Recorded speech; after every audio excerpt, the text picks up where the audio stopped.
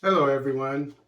Today, out of Libya, Gaddafi's son back in Libyan presidential race. This is taken from RT. Saif al-Islam Gaddafi, the son of Libya's former leader, has been reinstated as a presidential candidate by a court in Sheba. Gaddafi's lawyer, Khalid al-Zaidi, confirmed on Thursday that his client's appeal had been accepted and called the court's decision, quote, a victory for justice and the people's will, unquote. A photo of the smiling candidate was posted on Gaddafi's campaign page on Twitter, along with words of gratitude to God. This was followed by a video showing Gaddafi's supporters, quote, liberals celebrate the return of Dr. Seif al-Islam to the elections, reads the accompanying text. Gaddafi was disqualified by the country's election commission because of his 2015 conviction in absentia for war crimes. Sentenced to death by a Tripoli court, he maintains his innocence. He also has a pending arrest warrant issued by the International Criminal Court, ICC. The lodging of his appeal was met with obstacles, including an attack on the court by gunmen, later described by the government in Tripoli as a, quote, a group of outlaws, unquote. The election in Libya is set to take place on December 24th, with the full list of candidates due to be released in the coming days. Gaddafi has pledged to, quote, restore the lost unity, unquote, of the country, which was plunged into a civil war after the overthrowing and brutal murder of Muammar Gadhafi by NATO-backed rebels in 2011. Saif al-Islam Gaddafi faces tough competition in his presidential bid in the form of military commander Khalifa Haftar, the de facto leader of eastern Libya. So it's a good sign.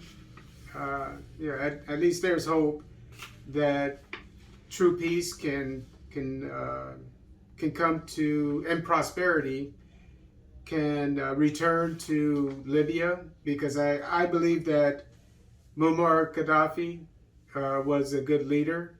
Uh, Perhaps he was a dictator. Perhaps he did some bad things.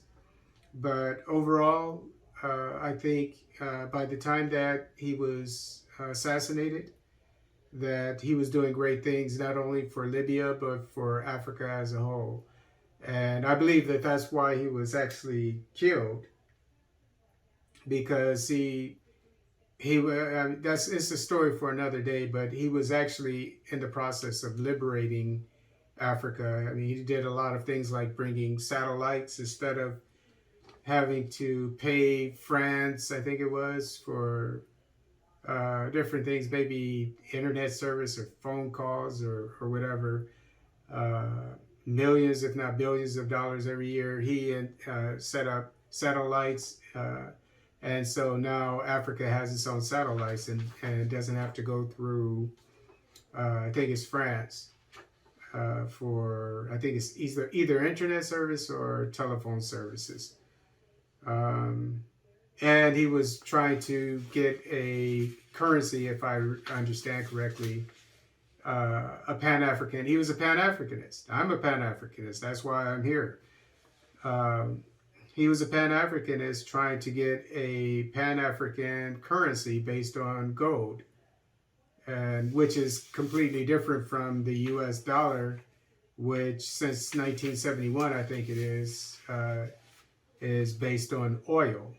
And it's possible that the reason why, I know I'm going off on a tangent, but you have to put, in my opinion, Saddam Hussein and Muammar Gaddafi in the same boat, because they were both trying to get independence from the dollar, from what I understand. The Saddam Hussein by pegging Iraqi oil, which has, I think, the second most reserves in the world, second or third, to the euro as opposed to the dollar. And then you have Muammar Gadhafi, who wanted to get rid of all of the currencies in Africa and have a common currency based on gold, which is something that Pan-African governments, all of African governments should come together and do, because Africa, the continent, is so natural resource rich.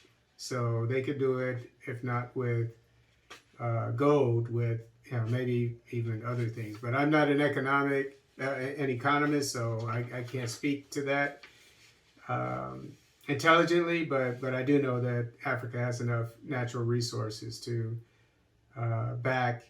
If they had a Pan-African economy, they could back up their currency, their common currency, with their natural resources.